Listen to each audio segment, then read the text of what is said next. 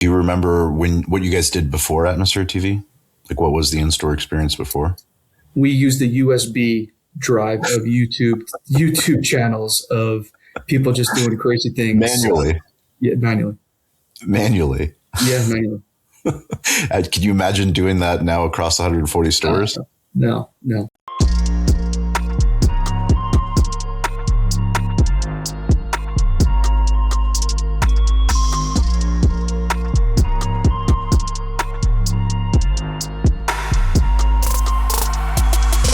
Welcome to Digital Hospitality. I'm your host, Shawn Walchef. This is a Cali BBQ media production. We believe that every business needs to build digitally first. We also believe that every business is in the hospitality business, including restaurants, especially businesses that are not restaurants. We started this podcast back in 2017. I own restaurants in San Diego. We opened Cali Barbecue in 2008. And 2017, we launched this podcast because we believe that it was important to ask questions of successful owner operators that were outside of our community, outside of our village, outside of Spring Valley, outside of San Diego. I'm grateful that this community has grown over the years and we get to interview the brightest minds in hospitality, the best owners, the best operators. Today we have Chris Ives. He is the CEO of Bubbakoo's Burritos. It's 140 locations. They are on the path to 300 locations. Chris, I'm grateful to have you here to learn more about the brand, more about the story, and a little bit about yourself. Welcome to the show. Yeah, awesome. Appreciate you having me. What does digital hospitality mean to you? Oh, digital hospitality is delivering on a genuine guest experience, as if you were ordering directly from, within our four walls of our experience. So, we want you to have the Bubbakoo's experience when you're taking it to go. And we believe we do it best because we're about 60% digital. So, that is front and center for our operation, to make sure you're indulging in that burrito, at your desk or, at your office or, on your couch. I would love, tell us a little bit about the Bubbakoo story, origin story, and how you guys got to 140 locations. It's no small feat. We've interviewed all different types of owners, operators, to go from a CFO to CEO. But we'd love to hear the origin of the brand. Yeah. It's a great story. Paul and Bill, co-founders, started it up in 2008. They left their Johnny Rockets days and they literally took out a home equity line, and it was a failed Mexican concept at Point Pleasant, New Jersey, inside of a Jersey Mike's, right after Hurricane Sandy hit, and obviously the financial crisis was going on. So the guy said, "Hey, we believe we could do something different than Chipotle with the Jersey Shore roots and within the burrito space." And these were just guys that just wanted to deliver on genuine hospitality within the community that they grew up in. It was a slow go. We opened up 8 corporate shops on shoestring budgets. In 2016, 17, we got our first GM to become a franchisee, backed by, somebody locally in the community. And it was still a slow go, to get franchisees going. And really 2019, 2020 is when we started to have a little bit of firepower.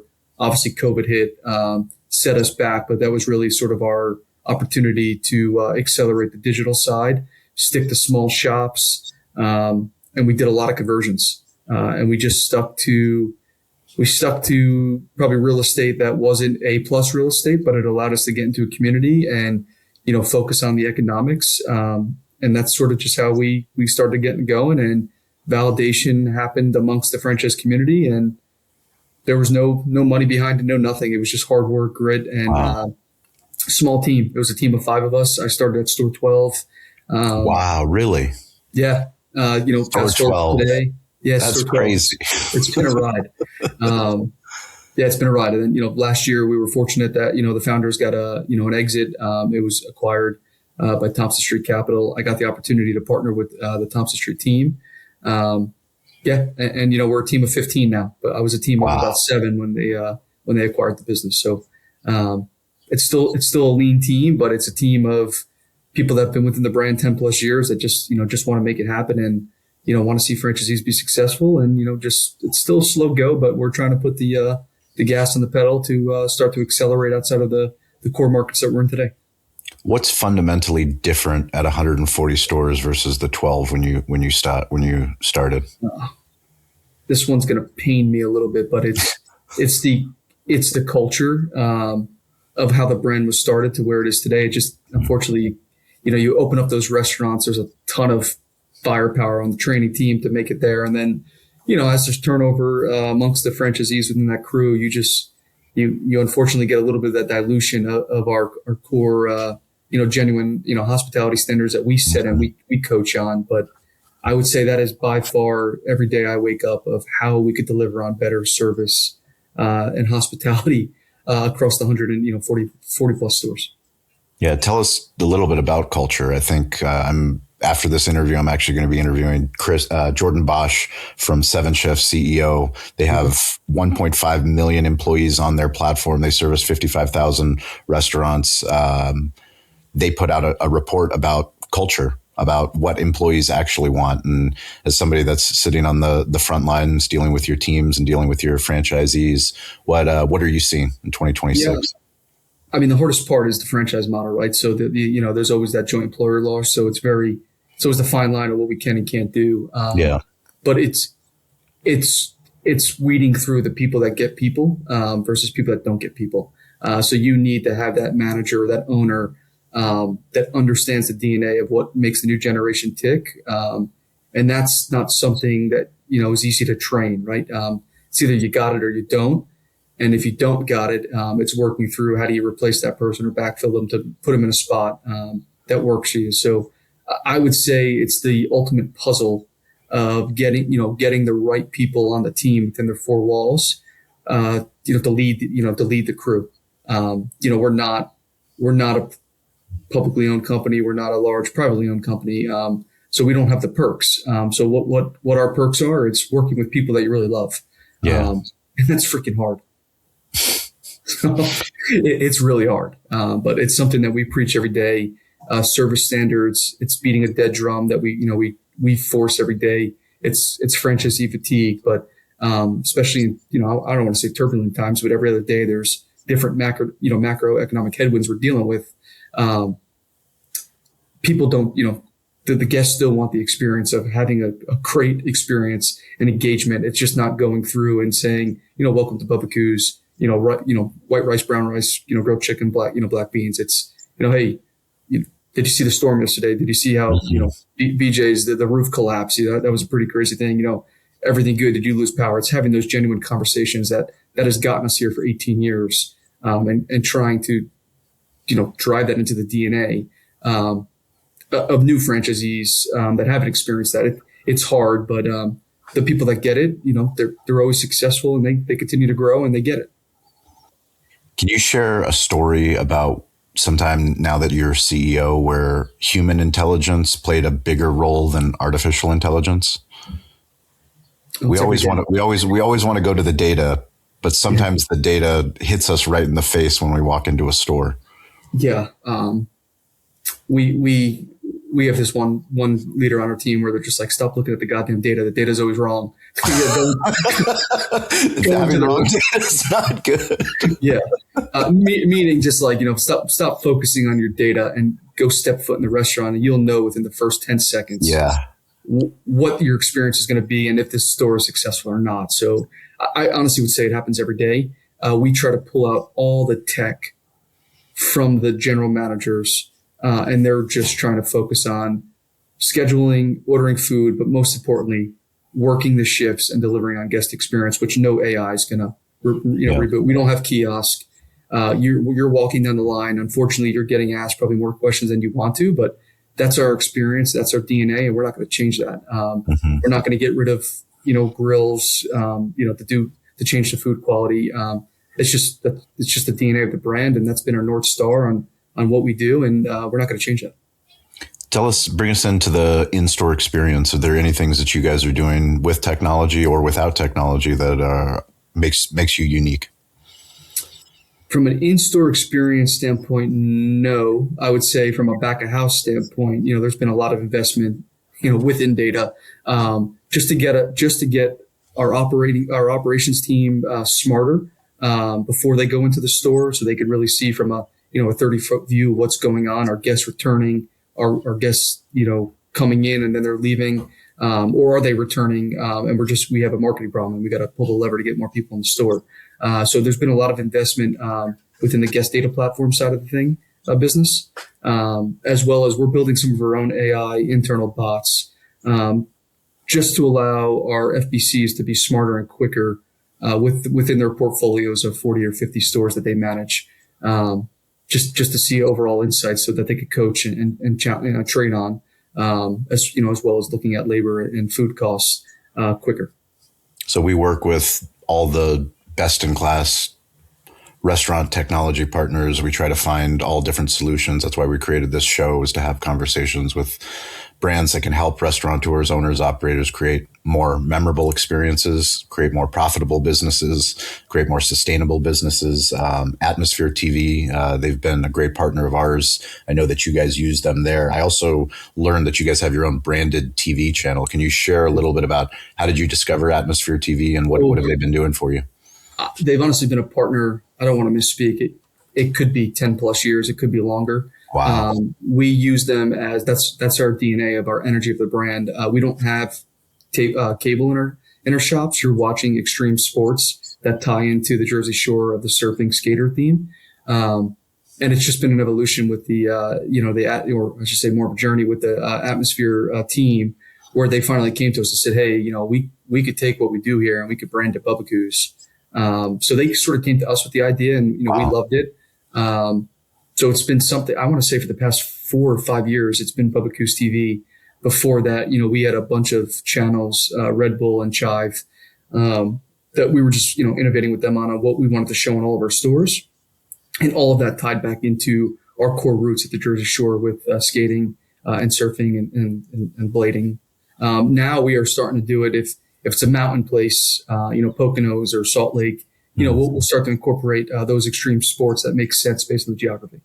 Kiteboarding, down in Florida.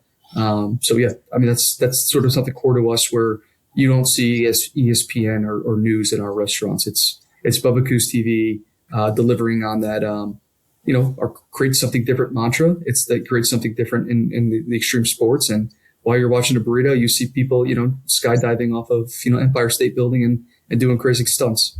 Yeah. Do you remember what you guys did before Atmosphere TV? Like, what was the in-store experience before? We used the USB drive of YouTube channels of people just doing crazy things. Manually. Yeah, manually. Manually. Yeah, manually.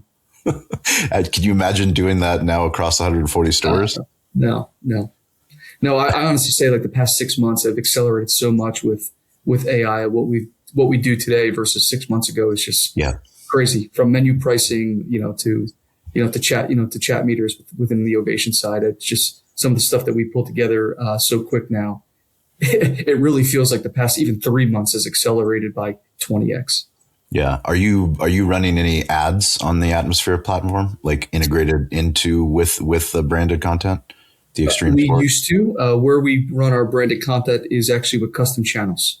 So we use our loyalty messaging in between our playlist of music with which company? I'm sorry, which company? Custom channels. Okay, cool. So they do our loyalty messaging through our playlist. Amazing. Tell me a little bit more just about technology in general. How do you view it? How do you look for your partners? Obviously, we don't want technology for technology's sake. We want to simplify operations, as you said, for general managers. Make it seem like they're not even using technology. Exactly. We're not the fanciest of brands that have this fancy, tech deck, you want to call it. My big thing is consolidation and just continuing to figure out how we can make in-store easier to forecast on. And really, this is sort of against what I'm saying, but even responding to guests, it takes time. If you're dealing with a guest that you got to fix, and the GMs, we use Ovation. They got to get it. They are required to respond to their guests. So it's Peter from Bubbakoo's, whatever, Point Pleasant. They're responding to any complaint. It's not corporate. It's not AI bots. Mm-hmm. I would say making that quicker and removing that. I don't want to say fear mongering, but it's just they think that they have to respond right away to the guest, which they do. But how do we make that experience, get it out of their hands so they're not worried about it? Whereas the technology should say, okay, Sally's a guest that comes to Bubbakoo's X times a month. We're just going to deliver with a reward on how to, say, hey, we're sorry we messed up, versus somebody that's just looking for constantly something for free, which is fine. But we shouldn't need to weed that out and have a human person do that. So I would say obviously forecasting inventory, but then removing the friction of responding to guests from a feedback solution is something that I hope that we could improve on going forward.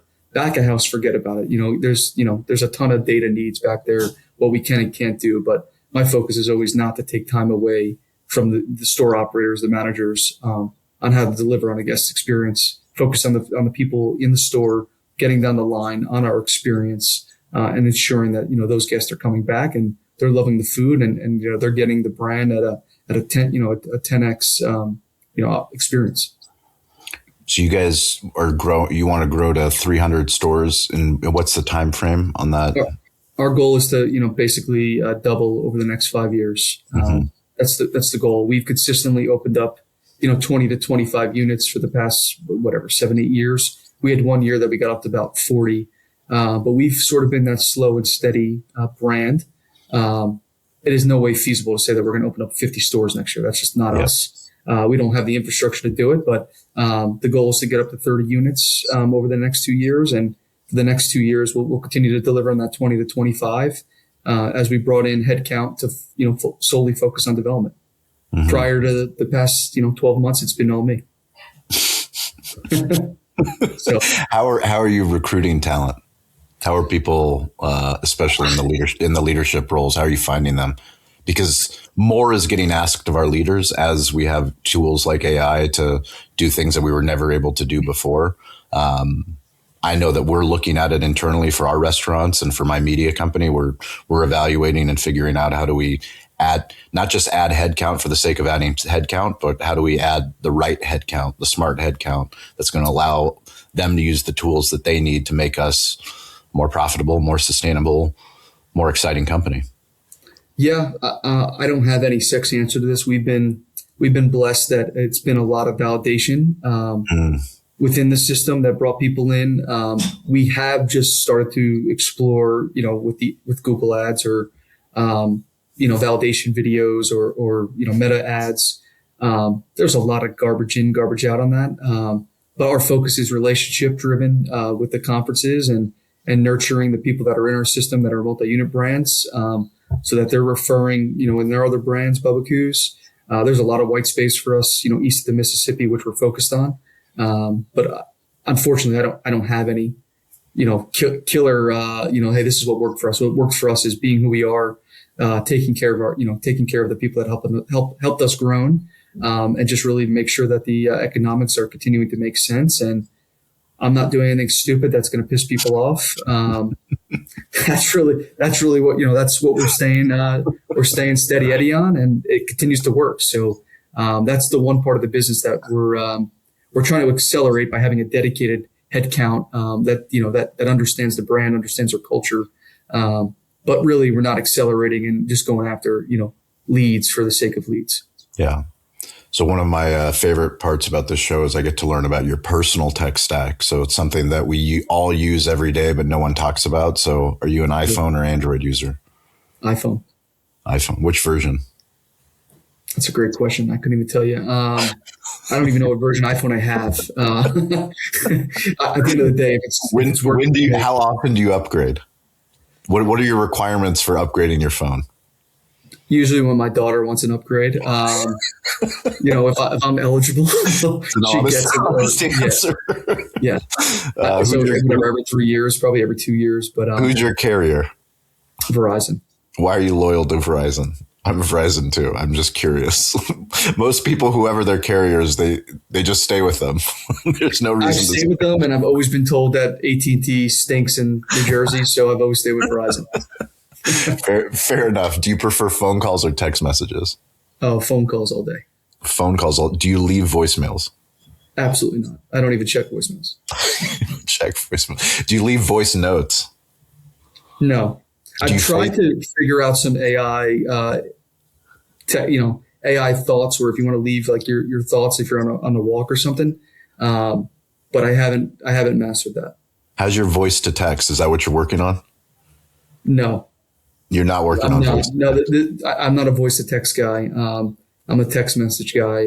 It was more just if I want to have sort of like my own war room session, think tank session. There's a couple apps out there that just allow you to just freely talk and summarize it.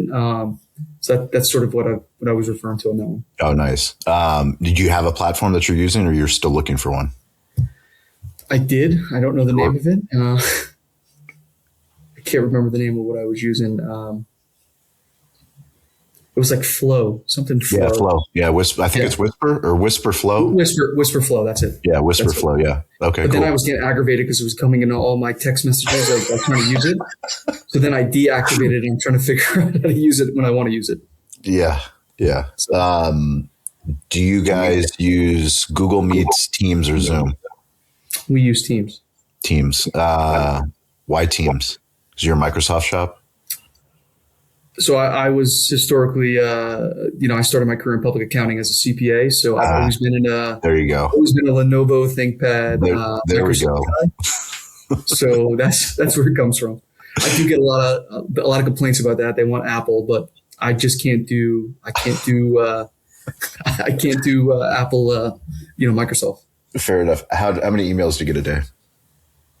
Oh God. I am going to say I sadly probably get over 100 emails a day. But we're still small, and I'm in a lot of the different, I'm still overseeing construction, ops, development. So I'm in a lot, and also I oversee all the technology. So it's probably not fair that I have them. It probably sounds crazy, but unfortunately, I do get a lot of emails a day. How many of those do you enjoy reading? Enjoy reading 10%. 10% is still pretty good. 10% is usually the good news ones that I get. Either we just got our CO, we just signed we just brought on somebody new, or Cisco shut up on time. How do you listen to music? What platform? Oh, I use Amazon. Amazon. How do you listen? I use Amazon because my kids pay for that through Alexa at home, so it doesn't cost me another subscription of Spotify. But I do use Spotify for podcasts. Okay, there you go. Spotify podcast, that works. I think that's all the questions. Is there any app? Oh, actually, what's the first app that you open when you wake up? CNBC to see where the market is. Yeah. What's the last app you close before you go to bed? TikTok. TikTok, really? Yeah, I usually end my day on 30 minutes just seeing what the trends are out there. What is your algorithm? What does your TikTok algorithm look like? Oh, it's a lot of food. It's a lot of food. Unfortunately, it's a lot of food. Fair enough. Chris, how can people follow you? We'll put link to your LinkedIn, obviously, and then Bubbakoo's. Thank you for taking the time. We really appreciate it. It's been awesome. How's the best way to people keep in touch? Follow Bubbakoo's, Bubbakoo's.com. I mean, that's the exciting part. It's an 18-year-old brand that's just starting to get its, feet under the fire again. And we're always up to something new and innovative from a culinary standpoint. So definitely check out Bubbakoo's on all socials. Awesome. And Chris, we appreciate it. As always, guys, you can find me at Shawn P. Walchef. Instagram, LinkedIn are the fastest, but available on all the platforms. We appreciate you for watching. Appreciate you for listening. Thank you for sharing the episode. As always, stay curious, get involved, and don't be afraid to ask for help. We'll catch you next episode. Thank you for watching. Thank you for listening. If you've made it this long, you are part of the community. You're part of the tribe. We can't do this alone. We started, no one was listening. Now we have a community of digital hospitality leaders all over the globe. Please check out our new series called Restaurant Technology Substack. It's a Substack newsletter. It's free. It's some of our deep work on the best technology for restaurants. Also, go to YouTube and subscribe to Cali Barbecue Media. Cali BBQ Media on YouTube. We've been putting out a lot of new original content. Hopefully you guys like that content. If you want to work with us, go to betheshow.media. We show up all over the United States, some international countries. We would love to work with you and your growing brand on digital storytelling. You can reach out to me anytime at Shawn P. Walchef on Instagram. I'm weirdly available. Stay curious, get involved, and don't be afraid to ask for help. We'll catch you next episode.